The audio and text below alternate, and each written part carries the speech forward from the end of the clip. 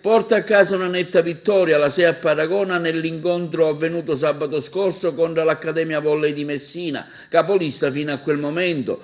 La squadra del presidente Di Giacomo, determinata, vince 3-7 con un netto vantaggio, il primo set 25-19 e il terzo 25-20. La SEAP con questa vittoria si porta in testa alla classifica.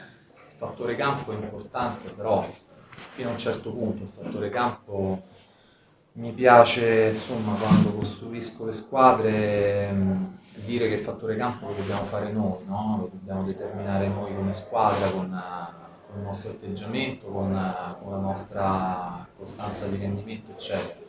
Obiettivamente finora non c'è riuscito molto, abbiamo fatto delle belle prestazioni, anche dei bellissimi set anche fuori casa, perché l'ultima partita abbiamo perso 3-2, eravamo avanti 2-0, 21-18, abbiamo avuto due palle per chiudere 3-0, quindi poi ogni partita fa storia a sé, no? Una così, all'andata con l'Accademia Messina, insomma, ora sinceramente le analisi le faremo più avanti. Ora per questa sera ci godiamo questa vittoria perché credo sia stata netta e meritata. Da domattina cominciamo a lavorare per la prossima partita e poi faremo tutte le valutazioni del caso.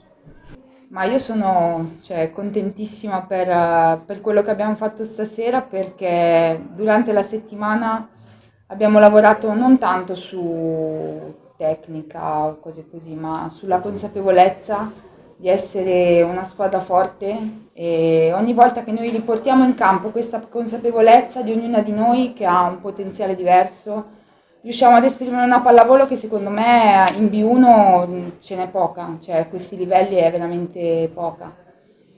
E quindi se giochiamo così, consapevoli di avere un potenziale tanto grande, questi sono i risultati.